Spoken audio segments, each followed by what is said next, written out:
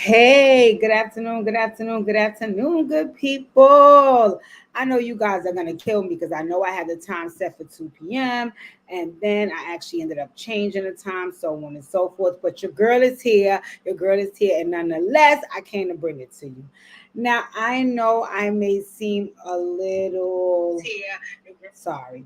I may seem a little low energy. I'm not feeling my best, but in any event, I'm gonna thug it out and get us through this because I want to discuss this, and because I spent my whole motherfucking morning watching it, so I definitely want to discuss it. Which you know what you're here for, the Meg The Stallion documentary in her own words, right? So when I seen that she was coming out with this documentary, I'm like, let me make it my business to watch because I had watched her other documentary. Well, not her other document, the other documentary, that documented the trial. I watched that documentary and I was like, okay, but it basically just gave a lot of news headlines. It didn't really give you the gist of Megan's story. And I'm not a hottie, so I don't know much about Megan's life. So I was like, you know what? Let me make it my business to sit down and watch this documentary, especially because I was also saying the other day, I was also the other day listening to her album and giving feedback and so on and so forth. So I was like, it doesn't hurt just to give. Sorry, you guys. Let me phone my phone on Do Not Disturb. It doesn't hurt to give this a try. I mean, give this documentary a shot so I can do what I have to do. All right. I'm sorry, you guys. Hold on 1 second. I'm going to get started in 2 seconds. Let me just do something.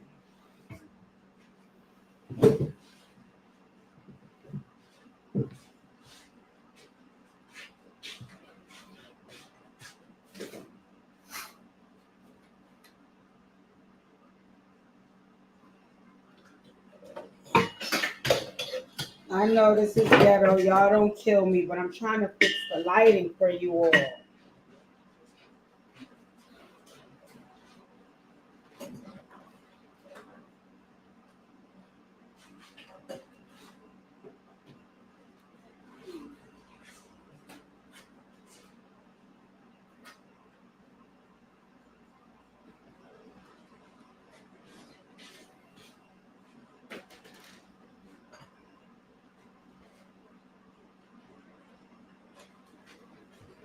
All right. Ooh. My apologies, good people. Ooh. My apologies. My apologies. I had to because I had my blinds open and the sun is blazing in here, making me feel. You welcome, Pookie. Making me feel warm. So I'm like, and I already told you guys I'm not feeling my best, so I don't need to be hot as well. Drink a little water.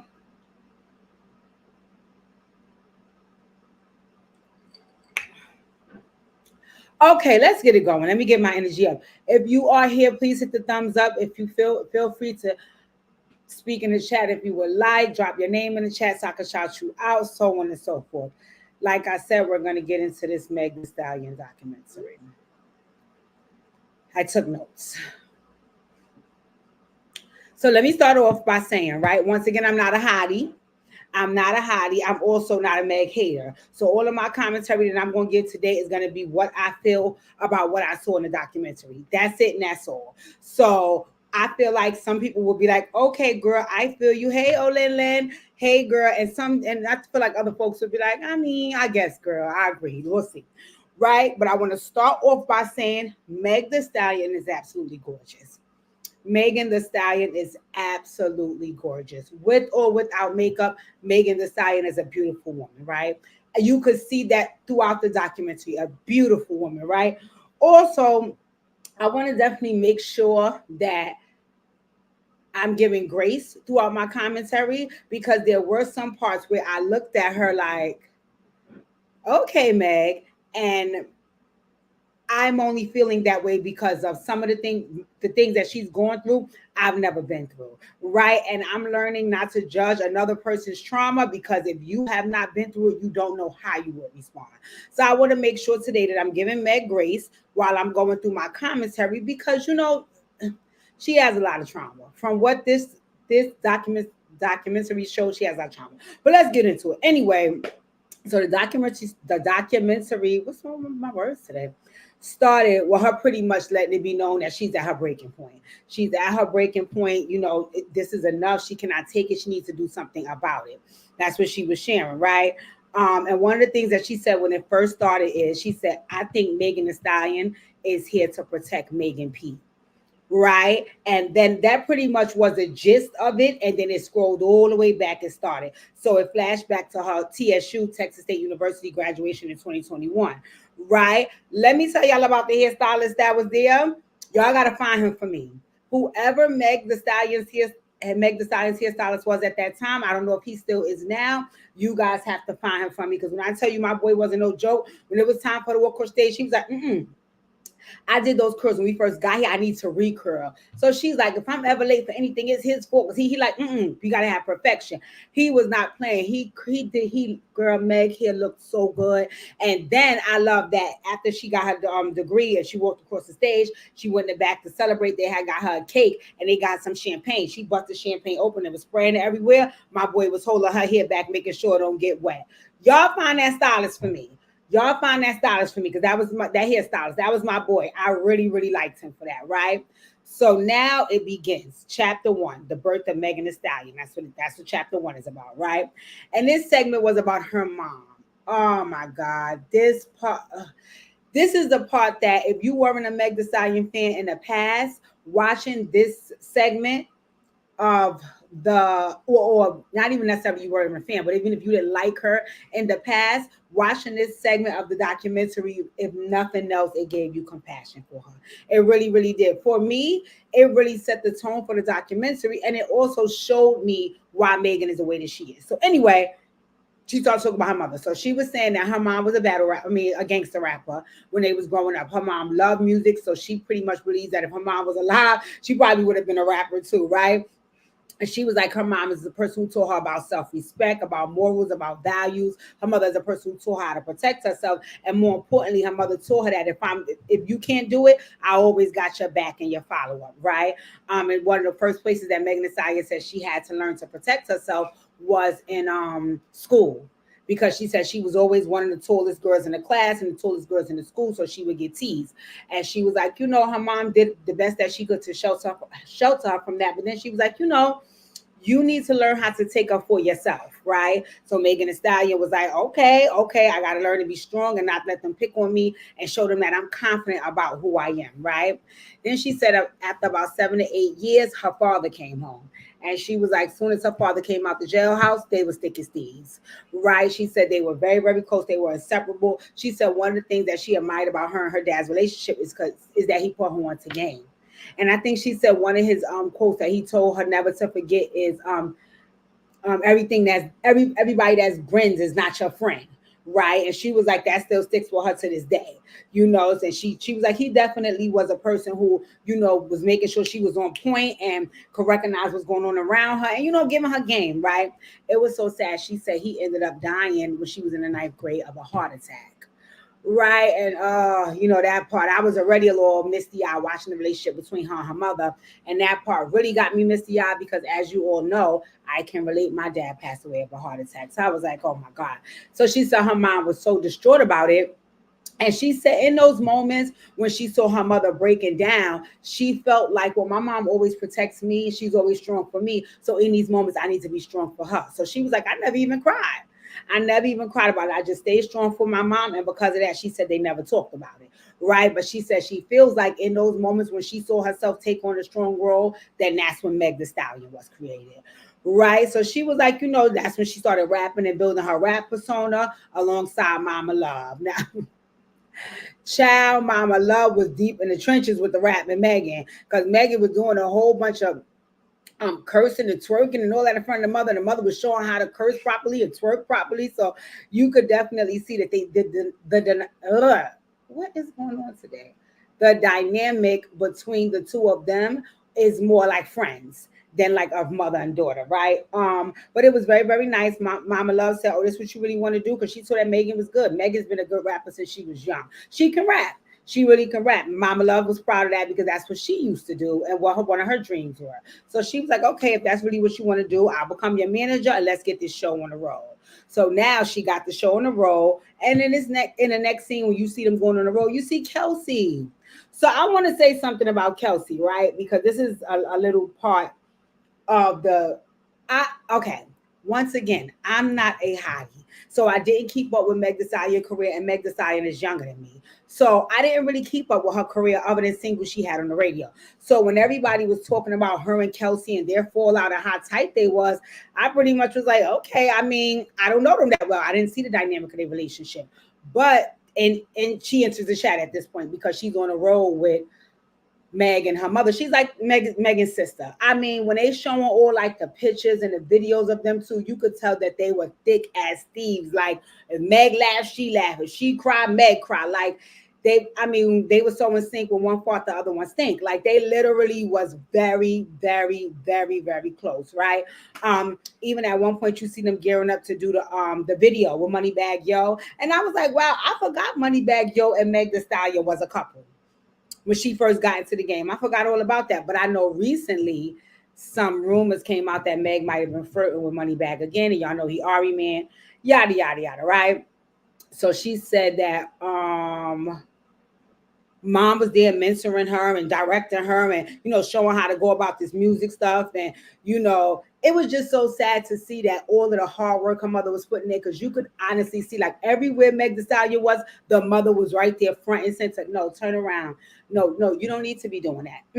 Take that. Don't worry about singing the chorus. Make sure you do the verse. No, turn around. Stop. Look, you need to be looking like the mother was really everything for Meg in her professional life and in her personal life. So it kind of hurt me to know that her mom passed away before actually getting to see her get really, really big like that, right? So I was like, dang, right? So Meg said the song that catapulted her career was Big Old Freak. I never once again, I don't know these songs. So I was like, okay, that's cool. So according to Meg, her image is not about sexuality. This is what she said. She said her image is about being confident in your sexuality. So if you a hoe, stand tall in it. If you a freak, stand tall in it. She said her image is not just about selling sex, but it's about being confident in who you are, whatever that may be. And I think that Meg is a hoe and she's just confident in that. But anyway, keep on listening. I don't want to judge too harshly, right? So she said that from 2016 to 2019, when she was first getting in the game and getting her feet wet, that was some of the best times of her career. That's when she was her happiest, right? So now we go into the beginning of 2019. She said she had a show in LA. She said her mom called her and was saying, something about my speech is off. And oh shit, my speech is off in this video. I've been having no brain tumor off of it. We're gonna check that out. But anywho, she called Meg. I mean, yeah, she was saying that she wanted to go to the hospital because she wasn't feeling good. So Meg was like, okay. So they was like, when they got to the hospital, they shared with her that she had a brain tumor.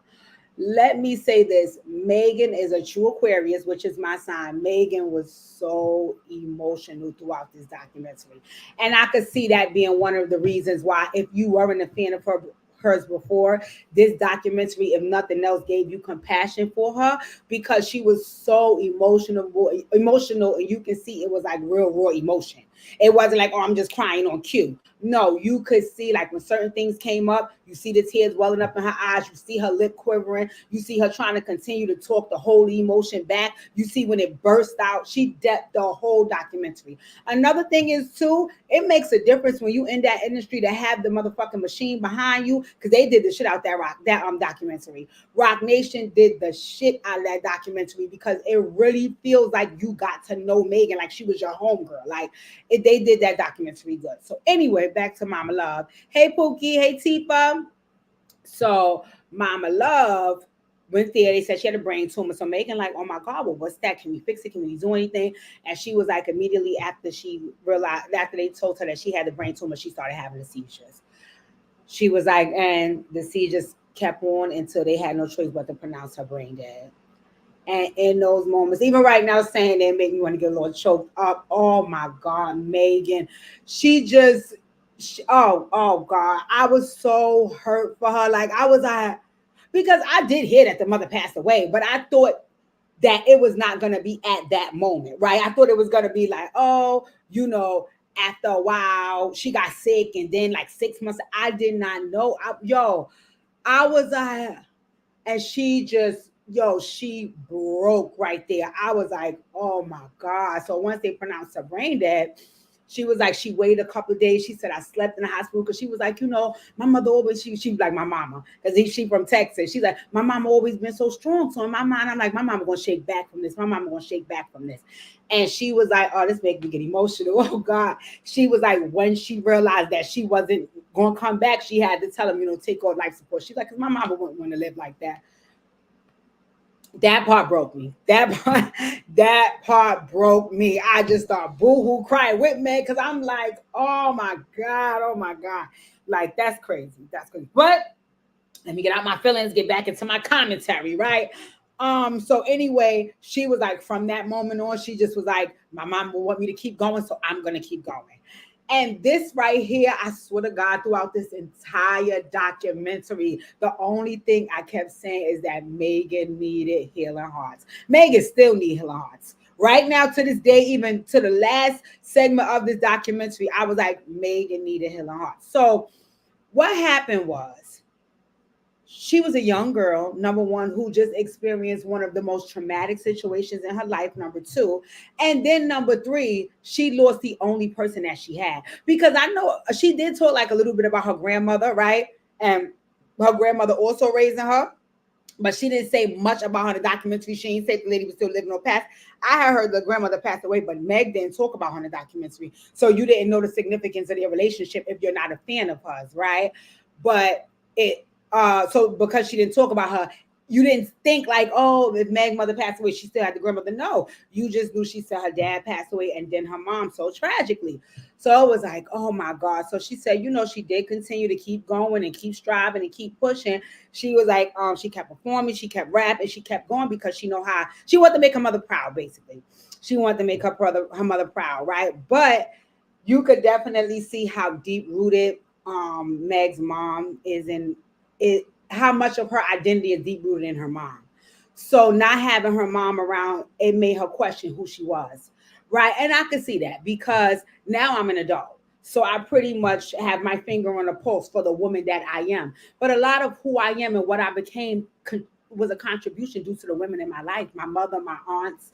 You know what I'm saying? So I don't know who I would have been at 21, 22 years old, losing the most important and most influential, if nothing else, the most influential woman in my life, because that is the person who shapes and molds you. So when you don't have that, and then you don't have nowhere to look to get that, you just start Freestyle Friday doing your own thing. And she said basically that's what happened, right? She was like, in order for her to get through having to continue being who she was and rapping and all of that, she started drinking. She was like, she started drinking. She was like, and also another reason why she was like, because a lot of times she going places, she performing, she smiling, she laughing, she got on her facade, and everybody else is smiling and laughing. And she was like, they look so happy. And I'm here with them. I want to feel like they feel. And she was like, one of the ways that helped her do that was drinking. Right. So anywho, she leaves Houston. Now we get into the year 2020, right? And that's when her star began to rise. That's when she started getting her awards. That's when she got her most major collaboration with Beyonce. She had the number one song in the country, yada, yada, yada, right? And then we talk about Kelsey again. Now, she did a little bit of a deep dive here and there into her and Kelsey's friendship, but she more so talked about it surrounding the shooting because she had some issues with Kelsey. We'll get into that, right? Anywho, she basically said that having Kelsey around her, like on the tour and everything, because she made Kelsey her personal assistant and all of that, because that's her friend that she's known for a long time. She said having her around, felt like having her mom around. So she was like, you know what? I'm just gonna, we're sisters. We're sisters. And I mean, the footage they showed, it seems like they were inseparable. So I felt like, damn, that it's crazy that it has went here, right? So this is where it gets interesting, right? So Megan admits that she was in pain and she was numb and she was drinking every day of the week because she was trying to numb the pain to keep going and be great like her mom would want her to. She was like, and that's when she got introduced to Tory Lanez. She was like, during the pandemic, she's trying to stay afloat and stay in good memories because remember, she just lost her mom the year before.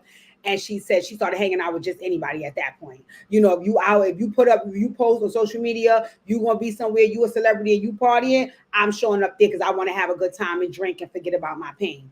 So she said that she met Tory Lanez, and she was like, you know, he was so cool, and one of the things that they connected on was the fact that he had lost his mom too. Right. So she was like, you know, he knew what she was going through. They was able to vent to one another. They was able to drink and fuck. Naturally, she didn't say the fucking part, but hey, we know that's what happened, right? So anywho, that's when she goes into rehashing her version of the night of the shooting.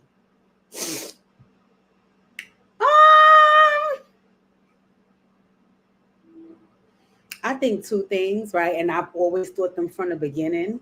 That's why I never ever spoke about this case, because I don't want to go back and forth with people thinking that you're hating on a celebrity because you have an opinion, and especially because my opinion is not rooted in facts. So I never spoke about this case, because for me, I'm not going to argue something that I don't have factual evidence on, and I'm not going to be offended when you're trying to curse me the fuck out about my opinion, right? So I just never said anything. But this is what I still feel to this day, and this documentary did not change my mind. I feel like Megan was too drunk to remember anything that happened that fucking night. And I think what woke Megan up out of her drunken fucking slumber is the police and the fact that her fucking foot was shot. Other than that, I don't think Meg what happened during the argument. I don't think Meg remember what she said when they were arguing. I don't even think Meg remember that they were arguing. I don't think Meg remember getting out the car. I don't think Meg I definitely don't think Meg saw who shot her. I just think that she pieced together pieces from other people and from what seems obvious and put together her own story. Right. And it's nothing wrong with doing that, because listen, I don't remember what the fuck happened. You was there, you telling me this happened. That sounds logical. You my home girl, so I gotta go with you, right? So basically she said what we've all heard. They was arguing. He's a man that couldn't take. She had comments that was too strong for him. His ego got bruised. He talking to her crazy. He's disrespectful. Yada yada yada yada yada yada yada. And then he ended up shooting her, right? Once again, I feel like Meg just pieced that story together from bits and pieces she heard because she was too drunk out of her fucking mind to remember. But anywho, then they show Kelsey. They showed the next day when Meg was in the hospital. They you can't see it, but you hear it. They let you hear Kelsey and Tori's phone call. Tori, once again, I never doubted that you pow Meg, but I doubt it. I know that they didn't properly prove it in a court of law. And that's why I personally feel like you did not get a fair trial. I feel like Meg had the machine behind her, and that's how you got away with that. But I honestly, I don't know. What I did not like is that on that phone call, Tori, you basically admitted that you fucking did it, right? So whether Meg saw you or not, whether Kelsey told or not, whether you admitted or not, when you made that phone call, in my personal opinion, you, my dear, admitted that you shot that girl, because everything you said on that phone call made no sense if you didn't do nothing. You're apologizing, you're offering money, you're thanking them for holding you down. For what? Tori, for what? If you didn't do anything, for what? So I'm sorry, whether Meg told on you, whether she saw it, whether Kelsey read it, whether the driver reappeared and disappeared, whether they had cameras around, whether the neighbors saw it, it wouldn't even matter, my dear, because you told, that phone call told it all. On the phone call, the three main things you did that made you guilty was: one, you apologized; two, you started offering money; and then three, you started thanking them for holding you down. All of that for what? All of that for what? So I feel like you told on your motherfucking self, and you get mad trying to lie and say you told on yourself. What did you call the fucking girl in the jail phone and say that? Let me go back to the documentary. So anywho, they played that. So this is what Meg said. Meg said her issue, this is what she said in the documentary. Meg said her issue is she feel like, okay, after the fact, a couple of days later, Tori went to meet up with Kelsey. Kelsey went to meet up with Tori, and they had some dialogue, and he offered her $1 million. And she just makes sure she keep her mouth shut. He thanks her for not talking, yada, yada, yada. Apparently, Kelsey went back and told Meg, this is what Tori is saying. This is what Meg said in the documentary her issue with Kelsey is.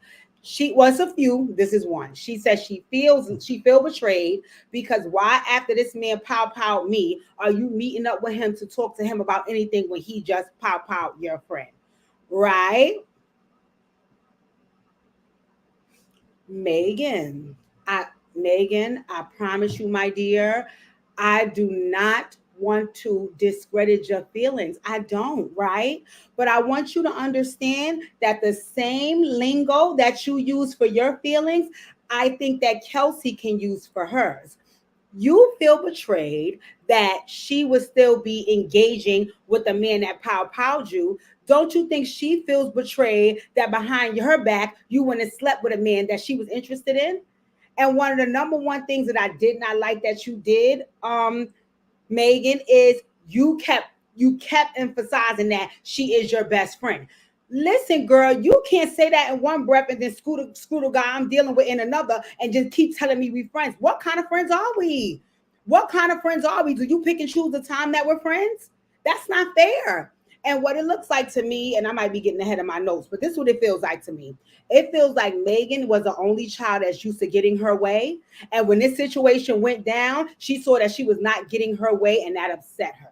Right. And once she got upset, she started playing the blame game. And I felt like, did she have a right to have negative feelings towards Kelsey? She can feel what she wants, but she had to also understand how she bought about whatever feelings Kelsey probably had for her or how she ignited the situation with the bullshit that she did. So that was my thing. You keep making it seem like, well, nobody cares that I got shot. No, Megan, we do care. But do you care about anything else surrounding this situation aside from what happened to you? And that's not fair. It's not fair to discredit somebody else's feelings just because it's not what you feel. Sorry. I get it. What happened to you was tragic. I would never want to be in a predicament like that. But there are also a number of events that took place to lead up to that you participated in, if not initiated. You need to take accountability. And what I've seen throughout this entire documentary is that Meg Thee Stallion is not aware of what that is, right? But anywho, let me continue. So, she said after the whole so she was like when she got to the hospital she had already lied and said she stepped on glass and the doctor was like sweetheart, you have bullet fragments in your foot so you could cut that bullshit. So she was like, okay, boom boom boom, rehash the story. She was like, and her feet, she really felt like she wasn't going to walk again. She wasn't going to be able to dance again. And she was like, dancing is a part of her image, it's a part of her career, it's what she does in regards to her rap career. So excuse me, she was like, oh my God, what am I going to do? Right? She said, but God is so good because during that time, WAP dropped. And as you guys know, WAP swept the nation, so she talked about how that part right there with WAP breaking records. And number one, not only did it put her back in good graces in some areas, but it boosted her confidence to remember that, I'm still that bitch and I got this. And one of the things that Meg kept saying that I admire about her, and I feel like, is very, very relatable to me and my mom, is that she kept saying, I got to be strong. I got to be strong. Like this breaking down and falling apart and acting like it's the end of the world. I got to be strong. I got to be strong. And because of that, she kept pushing forward. One of the things that I question about that behavior, and I question it within myself too, is that sometimes I think we're so busy moving forward that you don't always deal with your shit, right? And Meg is going to say in towards the end of this documentary, and I'm going to say it now, and because of that, you could cause yourself a lot of trauma. Because there's nothing wrong with being strong and wanting to move forward in life and not letting things take you down and take you out. But sometimes you do have to also sit in things and grow through them and process your feelings about them properly, because you never know at what point it will eventually break you. And that's what ended up happening to Megan. But I'll continue, right? So she said, when WAP dropped, she was like, okay. I got my swagger back. I got to get my foot together because I'm back in these streets, right? Document. She said, so one of the things that she said regarding, because she talked a lot about getting the backlash from the public and how really it affected her so bad. And she was like, she said in the documentary, one of the quotes that was memorable to me was, she said, when you're a woman who embraces your sexuality, people tend to feel like you don't matter and you're a slut anyway. And she said she feels like that's why they didn't take Tory's assault against her serious because they felt like, well, you're a hoe and you always talk about fucking sucking dick. So what you think and what happens to you does not matter, right? And translation for me, what I felt like I heard her say was, when you're a woman that's overtly sexual, people tend to devalue you as a woman, right? Because it's like, okay, well, if you presenting all of that, then you must be less of a woman, right? I'm gonna tell you what I feel about that. It's two ways, right? Do I think that embracing your sexuality is harmful to you? Never. Not at all. My personal opinion. But I do think that leading with sexuality can be harmful to you. I also think that people may devalue you as a woman when you lead with it because it makes them feel like you feel like that's all you have to offer. Right? Let me say that again. Right? Do I feel like embracing your sexuality is a bad thing or harmful? Not at all. 0%, right? What I do feel is leading with your sexuality will cause folks to devalue you because they feel like you feel like that's all you have to offer. Right. And I'm saying this as a woman over 40 years old. I'm not speaking for a 20-year-old in this era. No. So a 20-year-old would never understand what I'm saying right now. Right. But as an older woman, when I was younger, it was cool to be smart. Right? It was cool to have good. It was cool to have good vocabulary. It was cool to be mature and not petty. We live in different times. So these young people look at it differently. I'm speaking to the 40 plus year olds who fucking know better. Okay? And what I think about Meg is I think she's trying to mask the fact that sometimes she can show up like a whore with I'm just embracing my sexuality. No, I think a lot of other celebrities embrace their sexuality without leading with it. Why you think they always make a joke that, oh, Beyonce is this on the stage, she shot Sasha Fierce, but when you see her in person, she's corny, she's boring, she's so polite, she's prissy, she's uppity. You know why? Because when you see her in person and she's not performing, she's not leading with her sexuality. That's for the stage.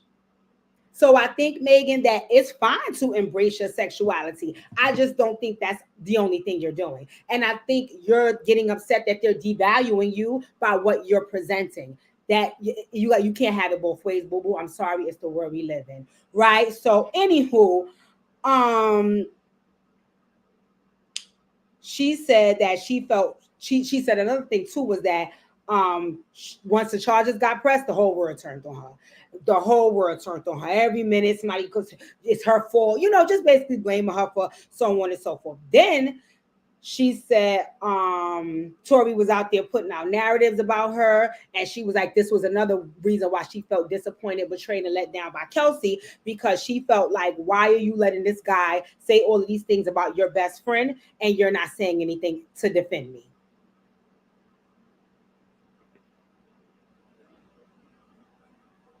She also said she felt like even though Kelsey was trying to drive the point home that she snuck behind her back and slept with somebody that she was dealing with, she feels like none of that should have anything to do with the fact that that guy is now trying to paint a narrative about your best friend and you're not taking up for her or defending her.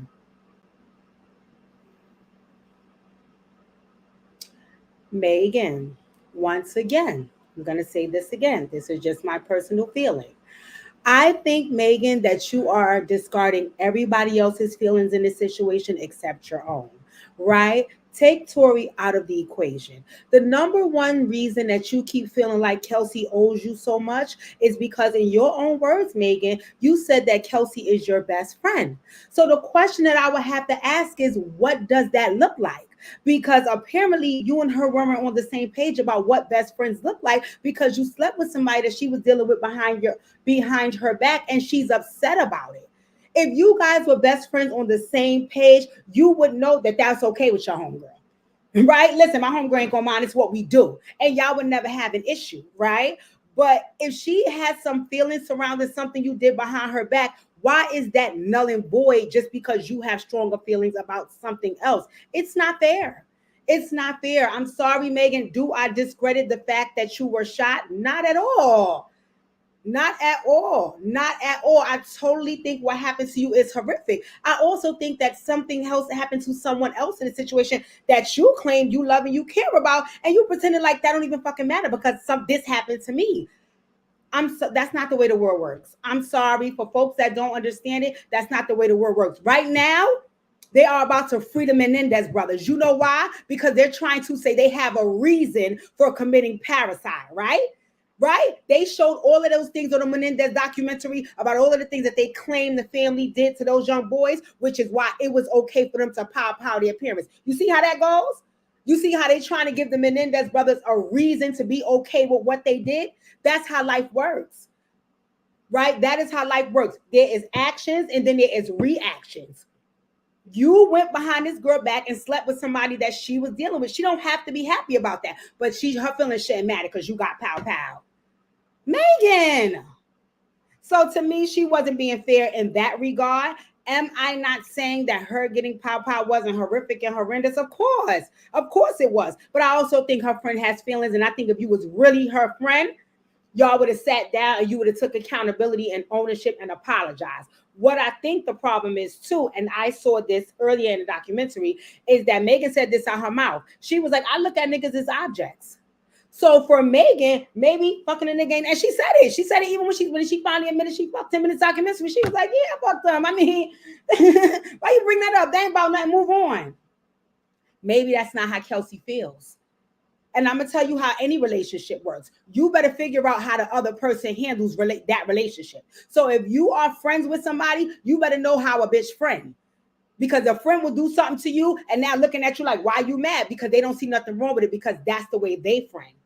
So you have to know how people friend. That's just like being in romantic relationships. A nigga probably will say to you, oh yeah, I fucked the bitch, but that ain't my girl, so you shouldn't be mad. Excuse me? I am mad. I don't want you fucking nobody. Okay, but I didn't know that. So you have to know how people handle relationships in order for you to be in relationship with them. And what it looked like is you and Kelsey wasn't on the same page because Kelsey clearly was not happy that you fucked somebody she was fucking. That's the long and the short of it, whether you want to admit it or not. And like you said, you weren't happy that she still was being bothered with that motherfucker after he powed you. Hey, y'all at an impasse and y'all are no longer friends now, unfortunately, right? So, then it was chapter 2. They moved on to the next chapter was called Alone in the Spotlight, right? So now they're saying it's April 2022. It's 8 months before the trial starts. It's also the day of the Gayle King interview. So in the Gayle King interview, we all watched the interview, right? Megan said she didn't screw him. You know, the only thing, once again, it goes back to Megan gives me only child syndrome. And a lot of times, folks who are only kids think the world revolves around them. Not all the time, but sometimes, right? So they don't see anything else happening to anybody else. It's only what's happening to me. So one of the things that she said to Gayle King, no, not to Gayle King. She said this to her manager after she interviewed with Gayle King. She said she feels like everything is a distraction from the shooting. That's what Megan said, right? And I was looking at the TV because once again, I'm saying, Meg, you don't see how you are the person making everything a distraction from the shooting. Number one, you lied from the beginning. So you discredited yourself, which made everybody start to focus on you as opposed to focusing on Tory. Right? So that was the first distraction. The second distraction was that now here we are and you're lying again. So once again, you are causing the distractions and you're making people focus on everything else other than what Tory did. So I was a little confused about that. And then, like she said, she admitted, yeah, I fucked him. Why y'all asking me about who I fucked? It don't matter. It just matters that he pows you. I'm sorry, Megan. That's not all that matters in the case. I'm very sorry. I wish it was, but that's not the only isolated thing. He did not walk up to you on the street randomly and pow you. No, there was a number of events that took place prior to that you participated in and helped initiate. So if you don't know what accountability is, I totally get that, which is why I personally feel like Meg needs healing hearts. So anywho, she also said, she was like, once again, like I told you guys about the trauma, she was like, a lot of this happened because my mom is not around.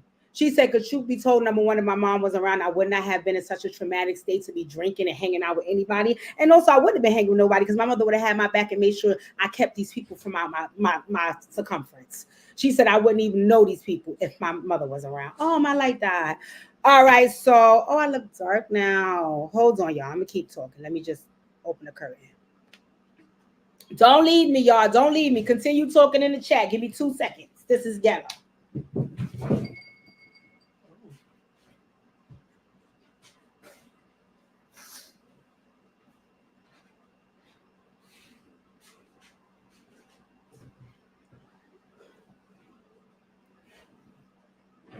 Okay. All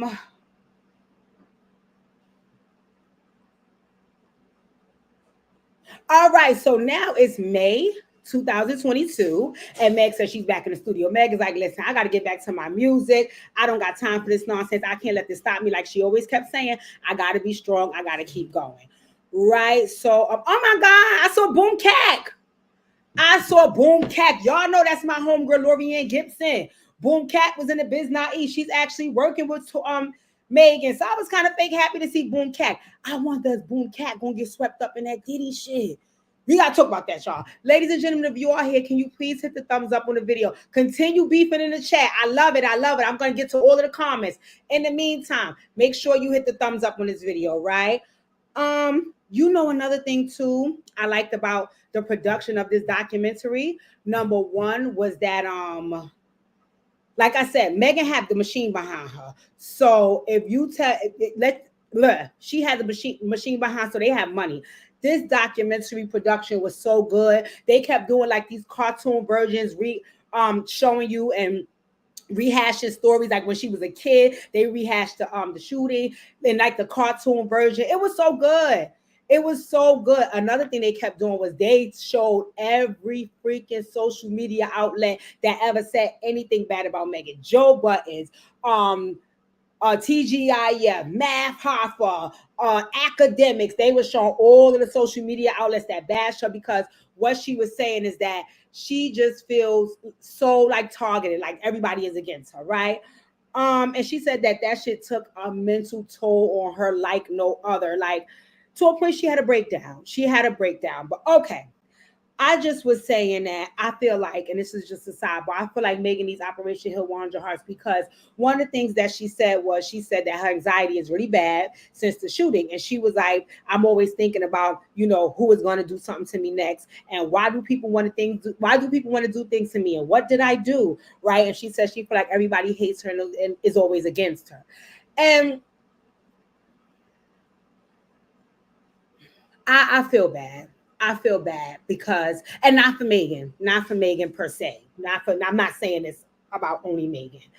I feel bad because Megan is still navigating life and she's still very young. So I feel like she does have the right to have that naivete. But I know grown women older than me who think like this and really don't understand and see that life is about accountability.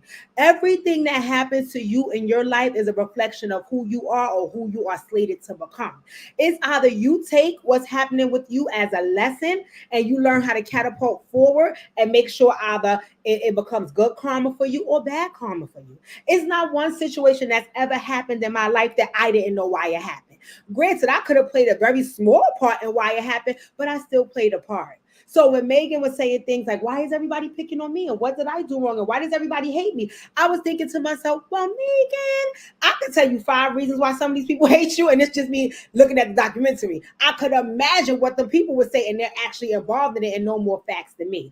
And the fact that you really cannot see that, it's a little bit scary because it's a lot of people that walk through life this way. Right. And it's always like everybody's always picking on me and I don't do nothing to nobody. And I'm looking at them like, so life just keep beating the shit out you. Are you the greatest person in the world? Absolutely not. Absolutely not. Everything is happening for a reason. Everything. You just have to find out what that is. And I wish that I honestly wish that her mom was still around because I feel like her mom exited her life a little too soon, God rest the lady's soul, before she could give her the bolts and the nuggets that she needs to really be a a full-fledged, well-rounded woman. And praise God, my mother the other day celebrated 66 years old. I'm so thankful for her wisdom and her mentoring, because I do not know the woman I would be without her, without my aunts. You know what I'm saying? Without the women that was placed around me. So I feel bad for Megan, because if I didn't have my mom's guidance, I don't know what I would do. And I also seen something that resonated with me in this documentary. Megan's mother protected her. Megan's mother protected her. She protected her. She protected her. And she says she feels like she's left out in this world with nobody to protect her. And that really hit my heart to the core, because I would never want to feel that. Because even if I don't have my parents, I have my siblings. I have people to protect me. If I don't have my siblings, I have my man. You know what I'm saying? So it made me feel so sad when she was saying things like that, because you could tell like she genuinely needs her people. She needs her people, right? So, Linda, thank you for the super chat. Ladies and gentlemen, feel free to drop me a super chat if you are here loving this commentary. Other than that, please don't forget to hit the thumbs up and happy Friday. But you could tell she was depressed. She said, I'm just waiting for the other shoe to drop. She was like, I don't even know how to be happy, because I'm just always sitting around waiting for the other shoe to drop. That's no way to live. That's no way to live. That's depression. And that hurt me for her, because that's why you have anxiety, because every minute you're always thinking that something bad is going to happen. But it's also very relatable, because a lot of people live like that. And I'm not going to lie, before I got on my healing journey, I had those same struggles, always thinking that something bad was going to happen and life is not fair. And then I had to realize that, no, I'm in charge of my own happiness, and I deserve to be happy. And therefore, I'm going to create times and memories, and I'm going to surround myself with people, and I'm going to insulate myself with the circle and the group and the freaking team that I need, my village, to assure that I have that. And God is so good. Praise God for Operation Heal 100 Heart saved my life, because I am in such a different space, and in turn, I try to help others do the work. But in any event, this ain't about me, y'all. Let's get back to the documentary. So I'm not gonna lie, I just got emotional, because I'm Aquarius like Meg, girl. We will cry down in a heartbeat. I will cry in 2 seconds. Y'all saw I almost cried before.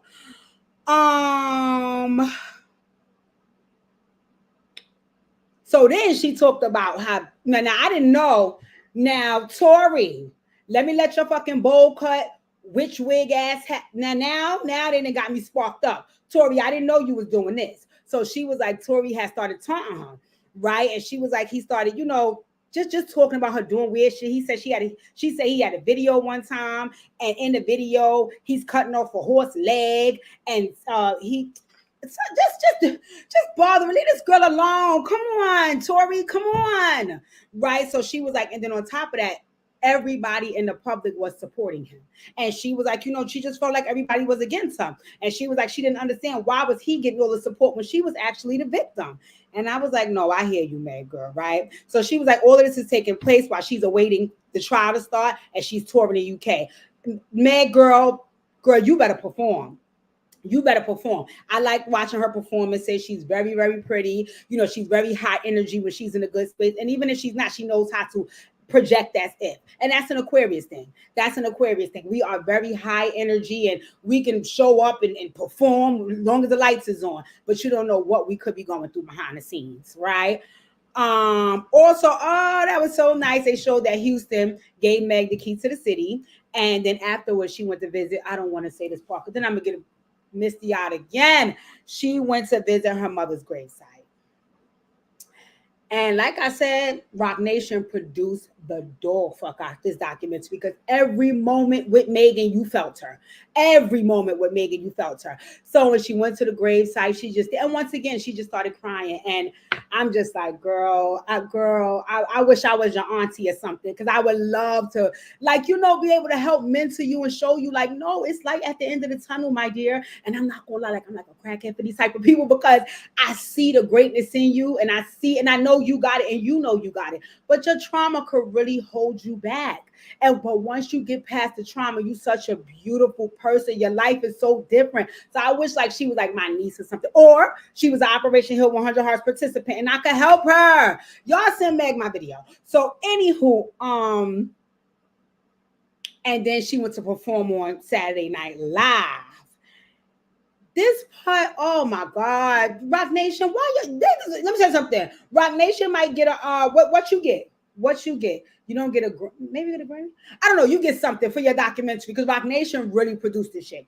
So on the SNL performance, right? She went up there and she performed. She performed the song "Anxiety" and she got emotional. She got emotional while performing. Once again, here go my misty-eyed ass getting emotional with Meg. Meg, girl, you talk that my motherfucking heartstrings, girl. So anyway, when she came back out, she was just so critical of her performance. Like she's watching her performance back and she said, did my hair look good? She just was so like nervous. How I look, how I look. And they like, Meg, you're fine. You could tell she needed a lot of reassurance. And, you know, and what she said was like, she was like, I never used to be like this because I had my mama. I had my mama, so I wouldn't even have to ask these questions. She would automatically just be telling me, and I trusted her. She had my back. So anywho, she was being so critical, and then she started crying that she found something wrong, and everybody's around her trying to console her, and you could just see her insecurities magnify. And I'm looking at this girl saying, Megan, you are fucking beautiful, body and face. Not to mention, you could perform your ass off and rap. But that's easy for me to say when I'm outside looking in, right? Okay. Oh, we saw Party. We saw Partisan Fontaine. You didn't see him like close up, but you saw him like when she finished her SNL performance, they walking out together. You see the back of him, then you see the side of him. When they get outside, I was like, oh, hey, Party. I mean, Party give me 4 from Black Ink Chicago. Him and Party look like they could be cousins or something like that. Anywho, but yeah, we seen him. I was like, oh, okay, good to see you. And then she was telling Sam. Sam worked for Rock Nation. I like Sam because Sam was very cognizant of what Megan needed. So it would be things like he would ask her stuff. He'd be like, "Are you okay? You sure? Do you need me to stop? Do you know?" You could tell he was paying attention to her just as a person, not even only as like his client or his artist. So she was like, I'm tired. I've been touring across the UK. I need a break. So he was telling her like what she was mandated to do and what she could back out of. So she was like, I just need to take a break. So she decided to go to this mental health retreat. It was a month before the trial was scheduled to start for Tory, right? Okay, chapter 3. It's called The Savage Within. Damn, this shit is long. It was good 2 hours. It was 2 hours. So Meg had a nervous breakdown. She ended up having a nervous breakdown. She said what happened was she was in the bed for like 3 days straight, boohoo crying. She said, I never been a person who thought about, she said, but I was so low that I honestly felt in my heart of hearts that I don't think I want to be here, and that hurt me because I'm like, look at this great talent, look at this great talent, and like I said, I wish she was in Healing Heart so I could flat out say to her, to whom much is given, much is required.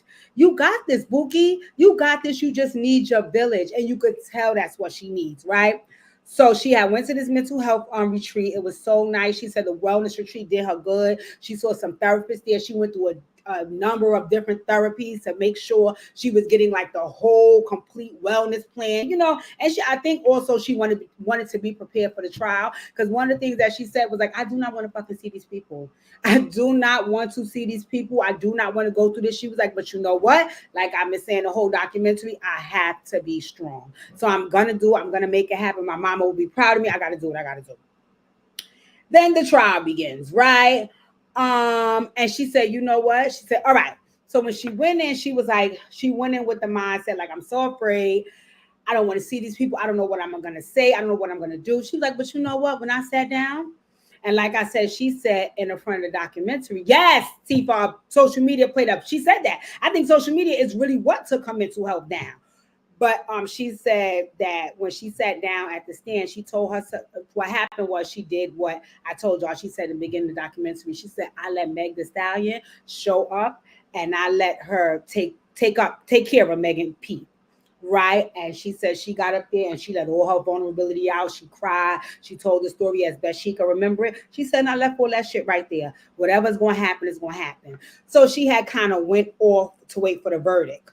Right, because she didn't want to be, or I guess maybe like, let's say she have a house in the hills in Cali. She was like somewhere like that, right, where it's just her, a couple of other family members. One of her family members had a baby that was there, so that it makes the time joyful when you got little kids around and they just there awaiting the verdict, right? And while they waiting, she's just explaining how much her mental health has been in danger due to everybody being against her, social media demolishing her, her feeling like she doesn't have anybody, feeling broken, feeling distraught, feeling confused, wondering like, why is this happening to me? Like she definitely was breaking down. And the verdict came in. When that fucking verdict came in, I think the verdict came in December 2022. I think that cry that Megan gave for the verdict was like a cry from 2019. I think it was like a cry that she just like, I mean, she sobbed and cried. Yo, she was bawling. I was like, oh my God, crying. The camera, like she cried for a good 3 minutes straight on the camera. And I felt so bad. And she was like, thank you, God. Thank you, God. Thank you. She just broke down. She broke down and she needed that breakdown. She needed to let it all the fuck out. And I know how that is. I'm the same. I can cry at a moment. I could cry right now on cue. Boom. I don't know. I'm just that emotional. If I hear something, if I'm around somebody else and they telling me a story, I'll cry. If I'm telling a story about something I heard and it's like two, I'll cry, right? But I am not like again, like Megan, right? It's in my nature to like be strong, like thug it out, be strong. So for me, it's like, oh yeah, I'm crying because your dog died, or I'm crying. That's like a on the surface cry, right? It's just because I'm an emotional person and you said something that tugged at the heartstrings. But that real like, I ain't cry, like no. That comes like for us, like case in point, my sister passed away in 2022. I don't think I've let out I didn't even cry at the funeral. I'm just there like, okay, did I put her away properly? Did I get everything she needed? I didn't really like bawl. And once again, you could tell Megan that was it. That was like a cry from the soul. So after she boo-hooed and thank God, she was like, her life changed after the trial. She was like, since her mother passed away, like she felt like this was the first time in her life that she needed to start protecting herself. She was like, I need to stand up and stop thinking about everybody that hate me and all the bad things they saying about me. I need to realize that I deserve happiness and I want to be happy. That's something that I want. She was like, so I got to start going after it. And she was like, no more worrying about what other people think or how they feel she living her life. She is being Megan, ho and all, unapologetic. I'm kidding. She's being Megan, Pete, and the Stallion wholeheartedly, all in all, and nobody ain't stopping that, right? So then you see her being real happy and, just basically getting back to the music. She was like, she releasing some of the music. She put her foot on these bitches' neck. She not playing with them. She was like, she has a website where folks could go and it has mental health resources. Meg Thee Stallion, I didn't see Healing Hearts up there, but I'ma holla at you, girl, right? And basically, she just was like, it's just time. It's just time. I'm tired of being sad. I'm tired of talking about Tory. I'm tired of missing my mama. I'm tired of missing my father. I'm tired of worried about what social media and the public going to say. I'm tired of hearing from other people who I am when they don't even know me. I'm tired. So because of that, I'm letting all that go and I'm leaving it right here and I'm stepping into a new woman. And I was like, wow, I'm happy for Meg and I cannot wait to see that new woman. So all in all, it was a good documentary for Meg. It was good for Meg. I think the people needed to hear from her, right? Because once again, I'm not a hottie, so I do hear from like other social media platforms and headlines, and I don't know what was she think, what she going through. Like I told y'all, I didn't know that her mother just died immediately like that. I thought it was on some she was sick. You know what I'm saying? Then like I just didn't know. So seeing all of the things that she'd been through and her being able to tell her own story out her mouth and her own feelings, whether I agreed or disagreed with them, I think that it was good for her to do that. Right, especially with the album coming out, because it kind of explains why she writes the way she writes, why she moves. She comes from, no shade, I know she would like to call it a culture that embraces sexuality. To me, it looked like whole culture, but hey, who am I to judge? But that's where she comes from. That's how she was raised. So what she's doing to her is what she's supposed to be doing, and I respect that. I respect that. My mama raised me a certain way, and what I'm doing is what I think I'm supposed to be doing, no matter what that looks like to anybody else. So, you guys, let me know if you tuned into the documentary. Let me know if you agree with anything I had to say. Let me know if you disagree with anything I had to say. Don't forget to leave me a super chat. It's Friday. You got your check. Drop that bread. And in the event that you didn't get your check today, or it's too short, or your rent too high, make sure you leave me a thumbs up, because that is your free way of supporting my channel. If you are new here, please make sure to subscribe. Make sure you hit the thumbs up, and I appreciate you guys for tuning in. Also, if you have some feedback or something I missed, let me know. Let me know. I was trying to get every bit, every piece, every morsel, but hey, I'm not perfect. I really, really appreciate you guys for tuning in. Stay tuned. Some Dear Deidres is coming next week for y'all. Some Lit at 6 is coming next week. We got some things to talk about. But all in all, enjoy your weekend, and you guys be safe.